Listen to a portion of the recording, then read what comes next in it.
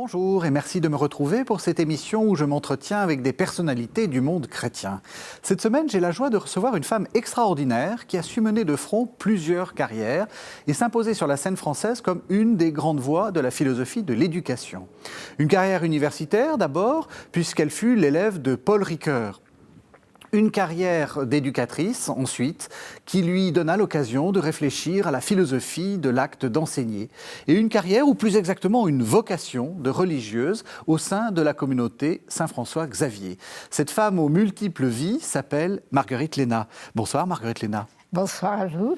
Alors Marguerite Léna, je l'ai dit, vous avez mené plusieurs vies. Peut-être que la vie la plus évidente, puisqu'on le voit à votre médaille, c'est une vie de religieuse. Vous êtes religieuse de la congrégation apostolique Saint-François-Xavier. Alors peut-être un mot, de quoi s'agit-il ? Oui, alors nous aimons nous nommer plutôt comme consacrée que comme religieuse, oui. Même s'il n'y a pas de différence pour la profondeur du cœur, c'est vraiment la même consécration radicale. C'est plus une question de vocabulaire, en fait. Oui. Donc la communauté Saint-François-Xavier est une petite invention de l'Esprit Saint, une assez bonne invention à mon avis.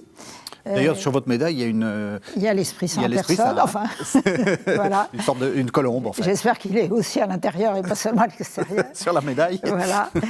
Et donc, nous sommes une fondation du début du XXe siècle, puisque Madeleine Danielou a eu cet appel au moment où...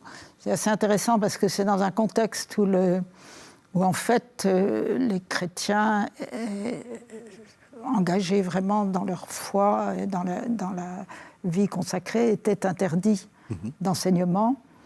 Et donc, Madeleine Danielou avait 20 ans en 1901, au moment où les congrégations ont été interdites. Et donc, assez vite, pas tout de suite, parce qu'elle-même était mariée, mère de famille, hein, oui. Mais assez D'ailleurs, vite. D'ailleurs, elle a des enfants illustres, dont le fameux cardinal Daniel. Voilà. Et donc, très vite, elle a senti qu'elle n'avait pas seulement une œuvre à faire, et l'œuvre pour laquelle elle se sentait vraiment appelée, c'était de créer des lieux où on puisse à la fois faire des études, c'était le moment où les filles accédaient aux études secondaires et supérieures, et en même temps nourrir, faire grandir sa foi. En fait, comme souvent dans les histoires saintes, hein, c'est un petit événement qui déclenche une grande vocation.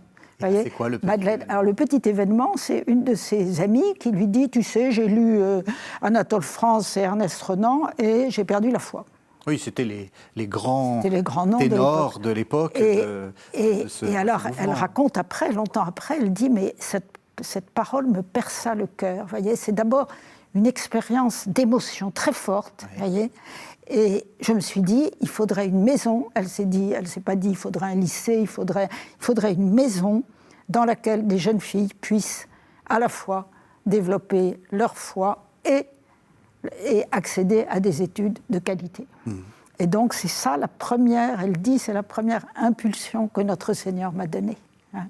Tout le projet de l'œuvre à faire s'est présenté devant moi. Et vous, qu'est-ce qui a fait que je suis entrée là. Vous êtes entrée là. Là aussi, quel était est-ce qu'il y a eu une parole ? Un petit événement.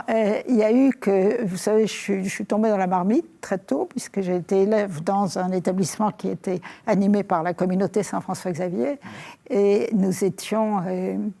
les grandes élèves étaient invitées, celles qui le voulaient bien sûr, à aller faire du soutien scolaire, à participer à des colonies de vacances pour des enfants de la banlieue rouge, puisque la communauté avait un établissement à Montreuil-sous-Bois, qui était le fief de Jacques Duclos. C'est vraiment la banlieue très engagée politiquement. C'est un communiste, hein, c'était le secrétaire général du Parti communiste. Voilà, exactement. Et donc j'allais là-bas, et ça a été pour moi, ça a été un appel. Ça a été vraiment un appel c'est Montreuil qui vous a... ça a beaucoup joué, hein. Je pense que ce n'est pas le seul élément, mais l'autre élément était plus, comment vous dire, de l'ordre de la cohérence, de la perception de la cohérence du dessein de Dieu. C'est vrai que j'étais capable d'enseigner, que c'était une communauté qui était chargée d'éducation, que l'éducation me passionnait parce que j'étais née, seconde dans une famille, une fratrie nombreuse. Donc j'avais très tôt été mêlée à des affaires d'éducation. Donc tout ça mis ensemble, vous voyez, je pense que le Seigneur m'avait créé un boulevard, quoi. Encore aujourd'hui, vous n'enseignez qu'à des jeunes filles ou c'est fini, ça, l'idée que c'est que pour des jeunes filles? Alors, c'est très divers selon nos établissements. Vous voyez. Il y a des établissements qui restent des établissements dans lesquels il y a uniquement des filles, au niveau du moins école, collège, lycée, pas classe préparatoire. Les classes préparatoires sont mixtes depuis très longtemps. Il y a un autre établissement, celui que Charles Péguy dans le 11e, où le collège n'est pas mixte, mais l'école et le lycée sont mixtes. En Corée, parce que nous sommes aussi en Corée. Oui, vous êtes une petite congrégation, mais très internationale. Une petite communauté, en fait.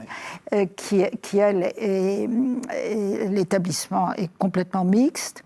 En Côte d'Ivoire, c'est uniquement des filles. Vous voyez, selon les opportunités, on n'a pas c'est pas un dogme. C'est pas un dogme.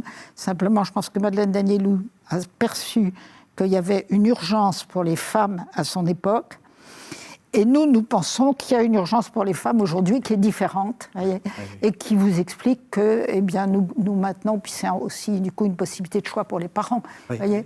Donc nous maintenons des possibilités différenciées. Alors je vous propose qu'on entende un premier texte. Comme d'habitude, vous ne savez pas de quel texte il s'agit, vous allez le découvrir et peut-être essayer d'identifier quel est l'auteur de ce texte. Qu'est-ce que je fais quand j'enseigne? Je parle. Je n'ai pas d'autre gagne-pain et je n'ai pas d'autre dignité. Je n'ai pas d'autre manière de transformer le monde et je n'ai pas d'autre influence sur les hommes. Ma parole ne commence aucune action, ne commande aucune action qui puisse tomber directement ou indirectement dans la production. Je parle seulement pour communiquer à la génération adolescente ce que c'est et ce que cherche la génération adulte. Cette communication par la parole d'un savoir acquis et d'une recherche en mouvement est ma raison d'être, mon métier et mon honneur. Alors c'est pas du jeu, vous savez déjà, vous le connaissez par cœur. C'est un texte de Paul Ricoeur, qui a été publié dans un numéro d'Esprit en 1955 et qui est un peu, pour moi, une référence culte. Vous voyez, je ne le savais pas, mais c'est un texte qui a aussi été, moi, quand je l'ai découvert, c'est extraordinaire. C'est un texte extraordinaire parce qu'à la fois, c'est à l'honneur du langage, à l'honneur de la parole enseignante. Et à l'honneur de la diversité des modalités de la parole enseignante dans l'école, que ce soit, il prend ensuite, dans la suite du texte, il prend les mathématiques, les sciences de la nature, l'histoire, la philosophie, et il montre comment chacune de ces disciplines est une manière de rejoindre la réalité du monde et de la rendre intelligible. Alors c'est magnifique. C'est magnifique, et puis moi comme vous, je suis enseignant et je trouve qu'il y a quelque chose, cette dernière phrase, c'est un métier, mais c'est aussi un honneur. Enseigner, c'est un honneur. Oui, vous êtes d'accord avec ça? Tout à fait, tout à fait. Je pense qu'il faut défendre l'honneur des enseignants. Oui. Ricoeur, c'est votre maître, c'est la personne qui vous a introduit à la philosophie, c'est qui? Alors... c'est quelqu'un qui, effectivement, m'a marqué, je crois, plus qualitativement que quantitativement, si je peux dire, parce que en fait, j'ai suivi ses cours comme tous les étudiants de la Sorbonne. C'était dans l'Avent 68, suivait les cours de Paul Ricoeur, les étudiants de philo avec beaucoup d'enthousiasme et d'intérêt.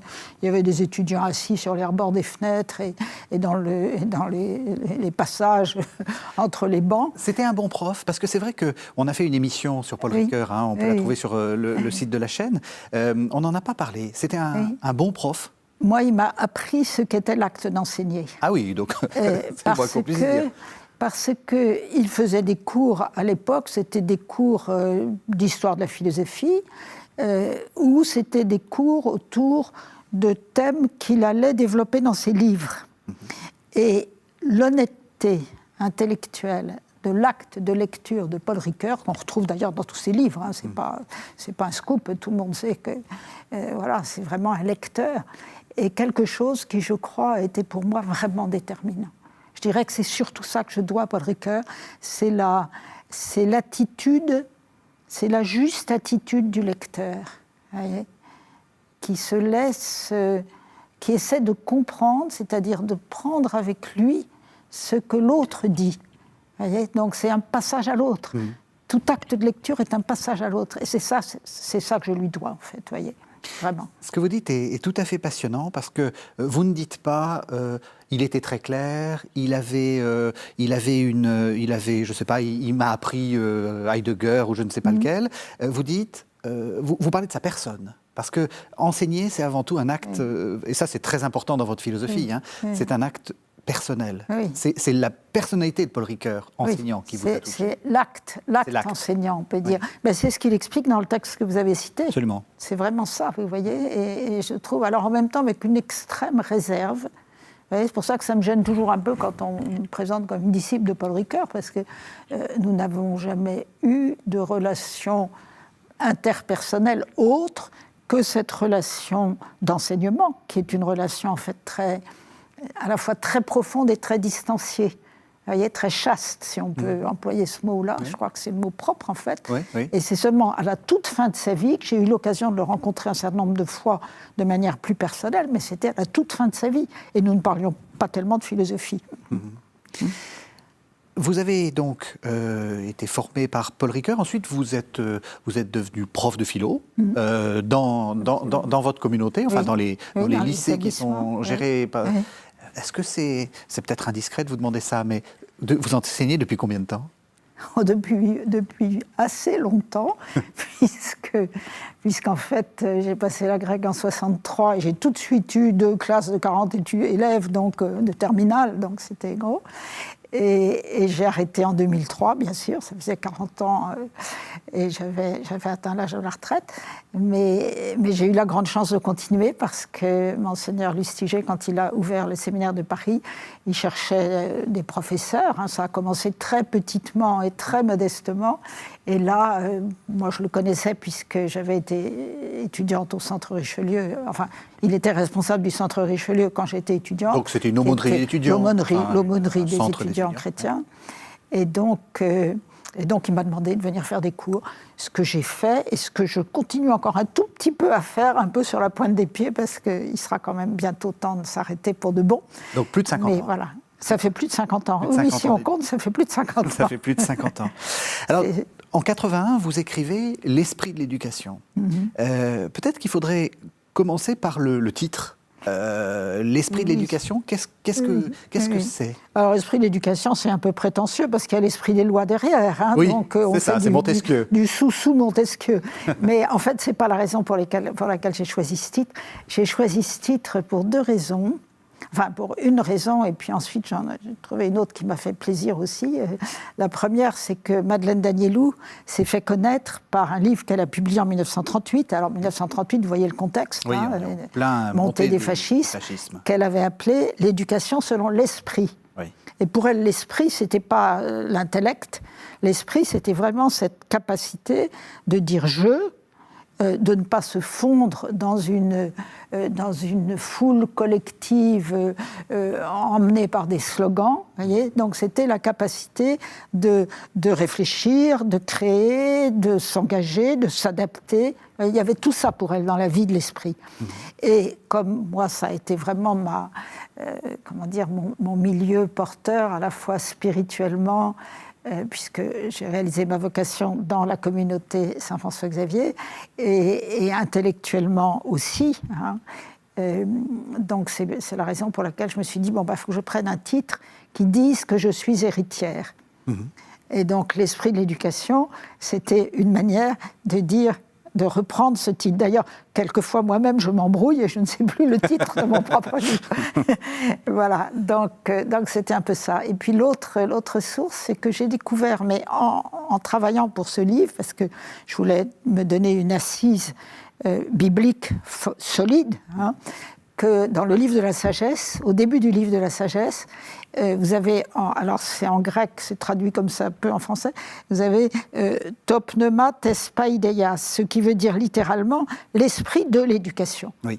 Vous voyez, en fait, on traduit l'esprit, l'éducateur, etc. Mais c'est beaucoup plus fort de dire l'esprit de l'éducation. C'est-à-dire que son œuvre essentielle, c'est vraiment de nous éduquer. Et de nous éduquer à la vie de Dieu, à la réalité de Dieu, à l'amour de Dieu. Donc ça m'a bien plu aussi. C'est ça, l'Esprit Saint, c'est l'éducateur. Voilà. Hein, Dans votre livre, vous dites, justement, éduquer, c'est agir, mais c'est un agir différent des autres agirs, des autres manières de faire. Oui, je pense que c'est quelque chose d'important à dire actuellement. Vous voyez, tout à fait. À la fois parce que souvent, les éducateurs sont pas tellement considérés, disons, dans l'espace public, hein, et aussi parce que nous sommes très forts, n'est-ce pas, dans le champ de l'action technique et technologique. Oui. Là, on sait faire et on fait des choses magnifiques et des réalisations absolument spectaculaires. Bon, j'ose pas dire qu'on est très fort dans le champ de l'action politique, mais quand même, ça intéresse et on sait bien quels sont un peu les ressorts de l'agir politique. Et l'agir éducatif n'est pas un agir technologique, hein, parce que j'ai pas en face de moi un matériau, j'ai en face de moi une personne humaine, ça change beaucoup de choses, et n'est pas non plus un agir politique, parce que il y a en commun avec l'espace public de la politique qu'on a affaire à des libertés, et qu'on a à créer des consensus, mais on part d'une situation d'inégalité fondamentale. Voyez, et donc, l'égalité démocratique n'est pas possible de la mettre vraiment en œuvre directement dans le champ éducatif. Guy Coq, là, qui est un essayiste, philosophe, hein, dit quelque part, et je trouve ça très juste, il dit qu'il y a des conditions non démocratiques de la démocratie. Ouais. De même qu'il y a des conditions non mondaines de l'engagement dans le monde, des conditions non numériques de l'utilisation des outils numériques. Bon, on pourrait développer pas mal cette comparaison, mais on sait que la démocratie a besoin de gens formés. Et pour que les gens se forment, il faut créer un espace dans lequel, au départ, il y a une liberté en croissance en face d'une liberté en acte, du moins il faut l'espérer, et c'est ce jeu-là qui va permettre peu à peu que l'autorité se supprime elle-même, parce qu'elle a atteint son but. Alors on voit tout de suite où vous vous situez dans le champ éducatif. Vous n'êtes pas dans une éducation où les élèves décident le matin ce qu'ils vont faire pendant la journée. Pas vraiment, vous voyez, pas vraiment, mais c'est sûr que la visée, c'est bien ça. La visée, c'est bien la responsabilité. Vous voyez, et je vois dans nos établissements, pratiquement dès la classe enfin, ça se met en place en première et puis en terminale, et alors chez les prépas, bien sûr, on est dans un système d'autodiscipline. Ça veut dire, pour le coup, que les devoirs, y compris les devoirs sur table, y compris les devoirs qui comptent ensuite pour les validations officielles, il n'y a personne au bureau. Il n'y a personne au bureau. Les étudiants sont responsables de leur propre croissance. C'est ça qui est normal. C'est intéressant parce que c'est ce que j'aime beaucoup dans votre manière de faire, c'est que vous échappez finalement à cette sorte de dialectique un peu mortelle, opposition entre il faut pas l'enfant est une sorte de petite bête qu'il faut non pas éduquer mais dresser, et au contraire c'est un petit être qui sait tout et à qui il faut rien apprendre. Vous êtes dans quelque chose de beaucoup plus complexe en fait. C'est-à-dire, c'est la réalité. Vous avez beaucoup plus d'expérience en fait. C'est la réalité qui est complexe. Vous voyez, les oppositions, c'est souvent des oppositions idéologiques. Ça veut dire, on prend un aspect de la réalité et on le radicalise. On prend un autre aspect de la réalité, on le radicalise. Et du coup, on est en face de deux systèmes qui peuvent plus se comprendre. Jeanne Hersch, qui est aussi une philosophe, dit quelque part, je trouve ça formidable, elle dit, quand on cherche le total dans le partiel, on devient totalitaire. Oui. C'est la plus belle définition du totalitarisme qu'on puisse donner. Le total cherché dans le partiel. Vous dites aussi, l'éducation ne vise pas l'efficacité. Donc j'imagine que vous n'aimez pas les classements, vous savez, le meilleur lycée de France, le taux de réussite le plus important. Oui, c'est inévitable. Vous voyez, c'est inévitable. Je pense qu'il faut être réaliste. C'est sans doute on aime bien les classements. Les hommes aiment bien les classements. Hein. Ils aiment bien avoir un petit hochet comme ça. Bon, ça, c'est stimulant. Regardez dans le sport, quand même, l'émulation est quelque chose d'important. Donc, là aussi, je pense qu'il ne faut pas détester les classements. Mais c'est tellement superficiel. Tellement superficiel. Moi, je vois la vie se charge de... Vous voyez, les très bons élèves, quelquefois, ils ne donnent pas les fruits qu'on pouvait attendre, et des cancres se révèlent des génies créateurs. Hein. Donc, il paraît qu'Einstein était un cancre. Bon, je demande vérification, mais enfin, sans doute. C'est pas... Vous voyez, donc si on fait attention aux personnes singulières, les classer, c'est ne retenir d'elles qu'un seul aspect, quoi. Vous dites, le but, c'est de réaliser la plénitude de l'homme. C'est ça, hein, l'éducation, en fait. De conduire un homme au point où il peut réaliser sa propre plénitude. Alors, expliquez. Oui, expliquez. C'est pas vous qui le faites. Mais non, c'est pas nous qui le faisons. On n'est pas. Vous voyez, alors ça aussi, c'est intéressant par rapport à justement la comparaison entre d'autres modalités d'action. Hein. On peut dire que, je sais pas, le créateur d'un moteur ou d'un ordinateur, il est maître de son ouvrage jusqu'au bout. Vous voyez, et il est responsable de son ouvrage jusqu'au bout. S'il y a un dysfonctionnement, l'éducateur, il n'est pas maître.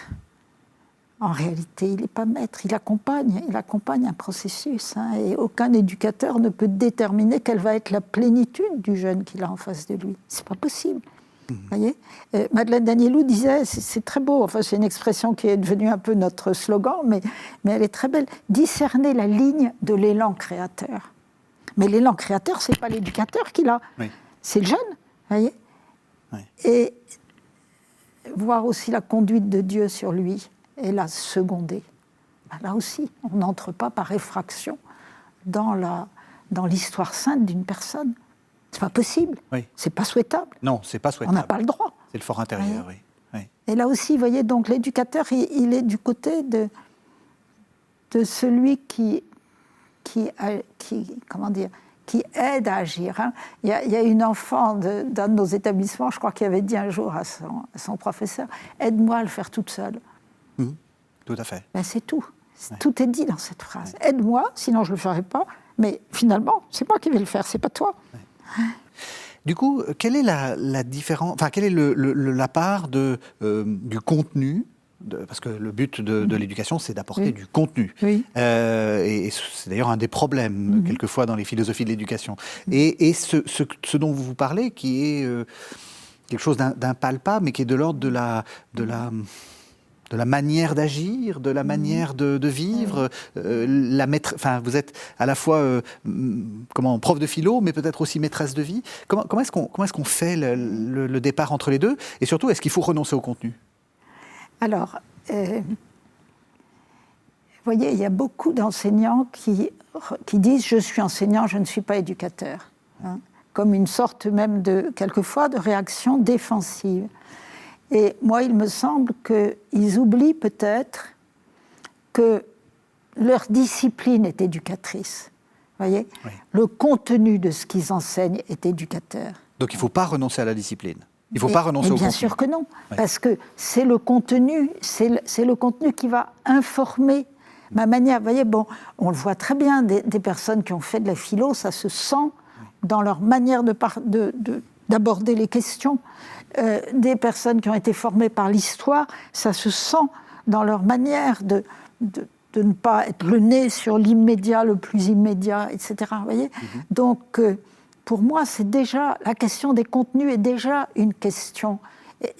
Le contenu est déjà maître de vie, puisque vous preniez l'expression maîtresse de vie. Oui. Moi, je dirais les contenus sont déjà maîtres de vie. Et c'est pour ça qu'il y a une noblesse de l'école. Hein. Il y a une noblesse de l'école, parce que, ce que dit Paul Ricoeur, vous avez dit, parce que nous manions, enfin moi je dis ça aux étudiants quelquefois, je leur dis, mais vous vous rendez compte, on vous met en contact avec ce qu'on pensait les plus grands esprits. C'est pas n'importe quoi. Oui.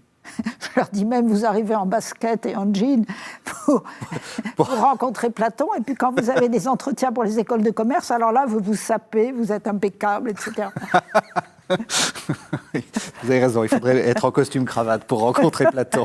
Non, mais c'est une boutade. Vous avez raison. C'est une boutade. Ouais. Mais ils avaient pris ça au sérieux, parce qu'au dernier cours de philo de l'année, ils sont tous arrivés. Bien beau. Costard, cravate. Vous dites, puisque vous rappelez des souvenirs, vous dites, vous avez aussi une formule sur une définition de l'éducation en reprenant développement durable, les grandes expressions à la mode. C'est important parce que ça va faire comprendre nos téléspectateurs. Ça fait bouger un peu. Vous voyez aussi la représentation qu'on peut avoir de l'éducation comme quelque chose d'un peu secondaire, disons, ou réservé aux femmes qui n'ont pas d'autres professions. Voilà, on entend ça quelquefois, ou en tous les cas, on peut avoir le sentiment que c'est pensé, même si ce n'est pas exprimé.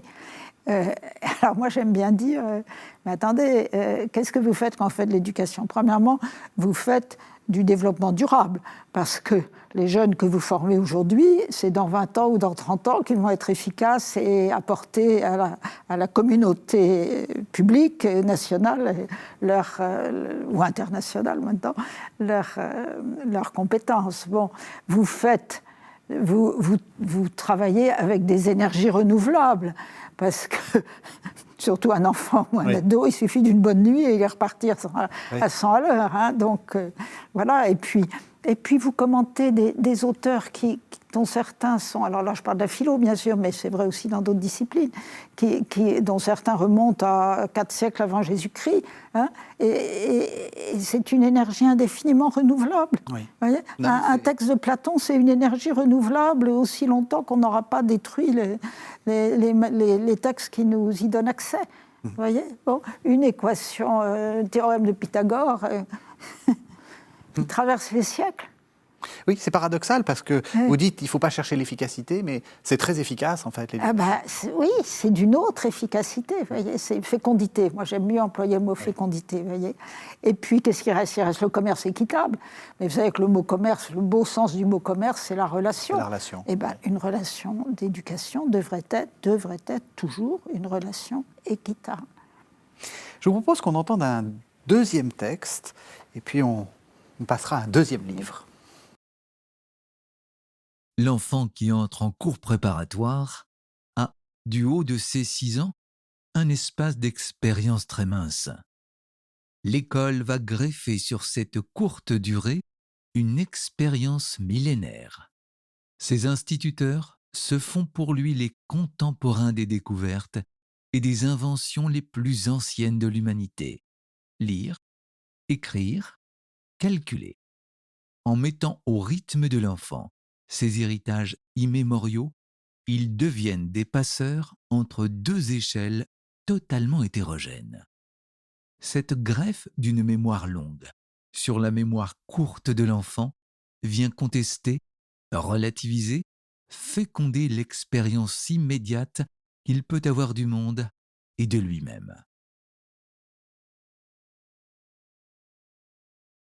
Alors c'est de qui ? C'était un piège. Ça, c'est vraiment un piège. Donc c'est bien de vous. C'est bien de vous. J'ai un peu, c'est un peu un clin d'œil, mais je trouve que là il y a quelque chose de central dans votre pensée. C'est en fait presque 2 temporalités. L'éducation, c'est mettre ensemble une temporalité presque d'éternité, et puis ce temps très précis qu'est le temps de l'éducation, qui est court, très très court. Mais vous parliez de Paul Ricoeur, et justement l'expression espace d'expérience et horizon d'attente vient de lui. Vient de lui. C'est des concepts herméneutiques. Donc voilà. Oui, c'est ça qui est fascinant. C'est ça qui est fascinant dans le métier, voyez, vraiment, et passionnant. C'est c'est qu'on a affaire, malgré tout, à la durée longue. Oui. On a affaire à la durée longue parce que, pour faire un homme, mon Dieu, que c'est long quand même. Hein, un jeune, il en prend pour 12 ans hein, quand il entre en CP. Il ne faut pas le leur dire. Il en prend pour 12 ans, puis ensuite... Parce qu'il a lui-même peut-être, je ne sais pas quel âge il a une dizaine d'années, donc l'idée de se dire qu'il en a plus que ce qu'il a déjà vécu, voilà, hein, c'est terrifiant. Donc ça, c'est déjà une durée longue. Et puis surtout, les contenus de l'enseignement sont un brassage d'époques incroyables, en fait, oui. quand vous regardez.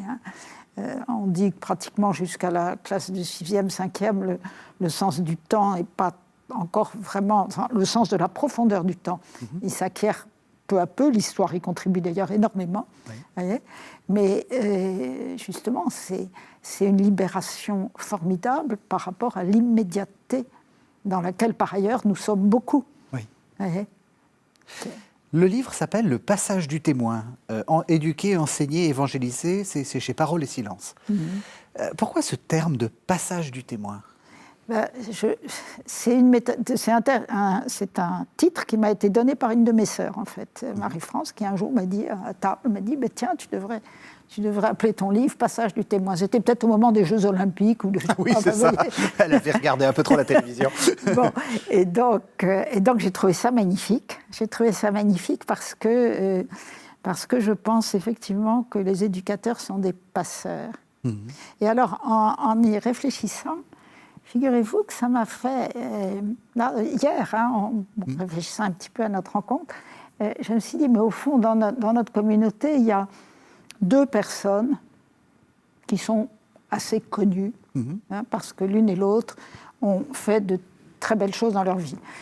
La première, on vient de fêter ses 100 ans, au mois de janvier, c'est Odile Levasselot qui a fait passer des aviateurs alliés qui étaient tombés en Belgique avec leurs avions et qu'elle faisait passer à la frontière espagnole en les convoyant dans le train. Alors c'est la même histoire que celle qu'il y a dans le film là. Il y a un film, La Grande Vadrouille. Oui. Hein, c'est l'histoire de la Grande Vadrouille, mais c'est réel. Bon. Donc elle faisait passer de la liberté. Hein, passer de la liberté.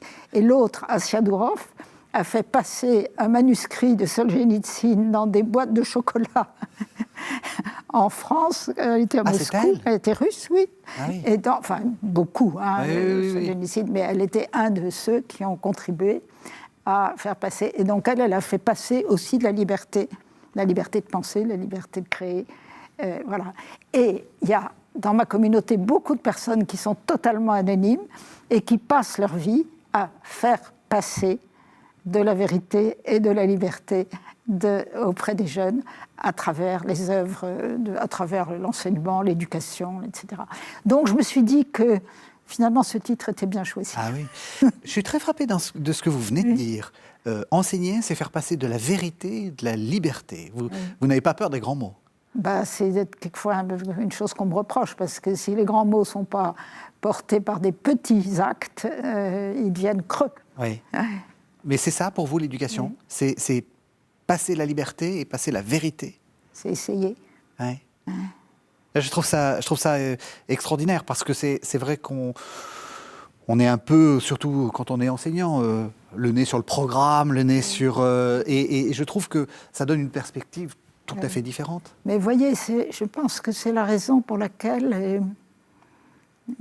moi, j'ai enseigné la philo pendant des années, j'appartiens à une communauté de vie consacrée, je ne parlais pas directement des choses de la foi. Oui. Voyez, oui. Mais j'essayais de parler un peu de vérité et d'aider un peu des jeunes à développer leur capacité de liberté. Ça, c'est la porte ouverte vraiment sur l'homme que Dieu aime. Oui. Donc. Ça, justement, c'est une vraie question, surtout en ce moment où on a l'impression que il faut faire de l'explicite dans l'éducation chrétienne, et puis d'ailleurs dans le discours chrétien. Il faut dire qu'on est chrétien, il faut parler. Est-ce qu'il faut que l'éducation chrétienne soit explicitement chrétienne? Je pense que c'est difficile de vous donner une réponse valable tous azimuts, vous voyez, parce que ça dépend. Vos maisons sont explicites. Enfin, je veux dire, oui. on dit explicitement qu'on est dans un établissement... On dit explicitement qu'on est dans un établissement animé par une communauté de vie consacrée. Oui. On accueille des enfants et des jeunes de tout. Vous voyez, à Bobigny, on a presque plus de musulmanes que de chrétiennes, presque plus. Donc, vous voyez, ça dépend pour le coup des implantations. Voilà. Hein. Bon. Donc là, quand je vous dis qu'on ne peut pas donner une réponse clé en main, c'est d'abord, à mon avis, parce que effectivement, ça dépend de contextes différents. Vous voyez. Et à l'intérieur de nos établissements, le statut de l'enseignement religieux n'est pas le même partout. Oui. Vous voyez. Bon, donc il y a une question de contexte. Il y a une question d'appel personnel. Hein, et il faut respecter ça.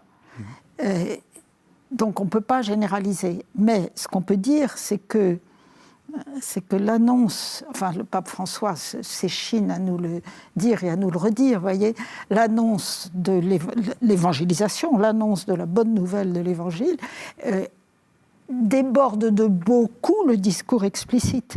Déborde de beaucoup, et heureusement, parce que est-ce que ça concerne notre humanité tout entière, ou la fine pointe je sais pas, de notre âme spirituelle? Ça concerne toute notre humanité. Si ça concerne toute notre humanité, c'est tout ce que je ferais pour essayer d'aider un être, a fortiori un être jeune, à déployer son humanité. Je roule pour le Seigneur. Oui. Vous voyez ? Parce que, est-ce que vous n'avez pas l'impression que, justement, peut-être avec notre conscience d'être un peu en minorité, on est en train de tourner à la secte dans le monde chrétien? C'est-à-dire, la secte, c'est le fait qu'on est dans une petite communauté qui ne se préoccupe que d'elle-même. C'est ça, une secte. Ouais. Et donc, est-ce qu'on n'a pas l'impression que, de temps en temps, on ne parle que chrétien, on ne veut... Et vous voyez, la question, c'est de savoir si l'Église, la foi chrétienne, les chrétiens sont uniquement déterminés sociologiquement ou déterminés théologalement. Oui. Hein, bon.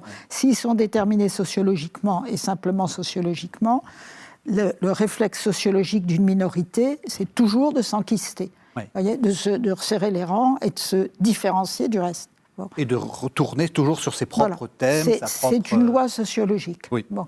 Est-ce que nos lois, ce que l'épître à Diognète, ce très beau texte du second siècle, je crois, disait magnifiquement, est-ce que nos lois sont les lois paradoxales de notre République spirituelle ou simplement les lois psychosociologiques de tout groupe humain? Eh bien, un chrétien est quelqu'un qui pense aussi que les lois paradoxales de notre République spirituelle ont un rôle à jouer dans sa propre existence et dans sa relation à l'ensemble de la société. Et donc ça permet d'être des chrétiens, enfin d'essayer d'être des chrétiens de plein vent. Monseigneur Claverie, donc, qui était l'archevêque d'Oran, qui est mort assassiné, disait le lieu des chrétiens, ce sont les lignes de fracture. Et je crois que l'éducation, on se tient sur une ligne de fracture. Le pape François dit bien que le pacte éducatif est actuellement mis à mal, vous voyez, entre générations. Et donc, c'est la place des chrétiens. Mais, alors, c'est très, ça me touche beaucoup. Vous parlez de l'épître à Diognète parce que je n'ai rencontré Paul Ricoeur. Diognète en personne? Comment? Vous avez rencontré Diognète en personne? Non, j'ai rencontré Paul Ricoeur qu'une fois. J'étais tout jeune et on avait fait un entretien. Et je me rappelle qu'il avait cité cette épître que je ne connaissais pas, donc je l'avais orthographiée n'importe comment, donc il m'avait corrigé la chose, parce que lui, il voulait dire exactement ce que vous dites. La vocation du chrétien est l'universel. Le but, c'est d'aller jusqu'à l'universalité. Oui. Donc c'est cette même idée.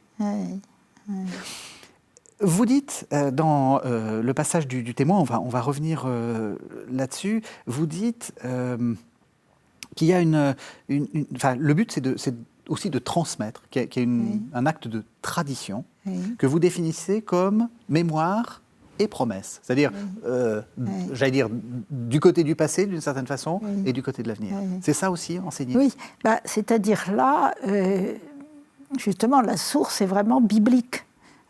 Qu'est-ce qui fait le peuple d'Israël, si vous prenez toutes les Bibles, hein, c'est d'être un peuple de la mémoire. Souviens-toi. Souviens-toi que je t'ai fait sortir d'Égypte, souviens-toi, etc. Et d'être un peuple de la promesse. Hein, voici, je fais toutes choses nouvelles. Oui. Et de tenir ensemble les deux. Voyez, tenir ensemble les deux. Et on voit bien que les gens qui sont capables de créer, c'est souvent des gens qui ont pris le temps de beaucoup apprendre. Hein. La peinture est un exemple extraordinaire de ça. Hein. Chaque grand peintre a appris d'abord à imiter d'autres peintres. Et puis il y a un moment où jaillit quelque chose qu'on n'avait jamais vu. Hein. Et je crois que c'est, donc, vous voyez, c'est à la fois une loi de la création humaine, oui. Et puis c'est le cœur de la mémoire biblique. C'est ce qui fait de la mémoire biblique un mémorial, justement. Hein. Si on célèbre l'Eucharistie, bien sûr, on rappelle la mort et la résurrection du Seigneur, mais on l'annonce et on l'attend. On attend la résurrection finale. On n'est pas uniquement dans le passé et on n'est même pas uniquement dans le présent. Mm-hmm. On est aussi ouvert par ce présent, par cet acte présent, on est ouvert sur un avenir qui nous déborde. Est-ce que vous n'avez pas l'impression d'être un peu en décalage justement avec un discours pédagogique qui dit il faut tout réinventer à chaque fois, il faut tout apprendre, il faut que finalement l'élève, l'étudiant découvre par lui-même? Mais c'est pas... Enfin, je ne pense pas qu'il soit contradictoire de découvrir par soi-même et de recevoir, voyez ? Oui. Parce que... Dans ce discours-là, si. Mais oui, c'est ça sûr. Que je trouve très intéressant. Mais recevoir, c'est faire son miel. Hein, vous voyez, l'abeille qui butine, elle va faire un miel unique.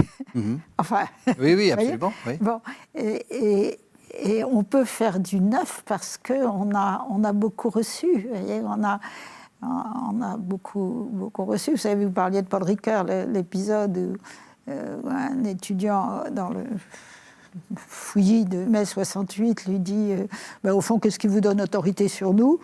Et il répond, mais ma seule autorité, c'est que j'ai lu plus de livres que vous. Oui. Oui. Vous voyez ? Oui. Bon, donc voilà, il faut avoir lu ou vu ou écouté ou rencontré ou expérimenté, et à ce moment-là, vous allez faire quelque chose d'unique. Vous avez, Madeleine Danielou dit, chaque enfant a une parole à dire qui n'est qu'à lui. C'est intéressant parce que justement, on sort...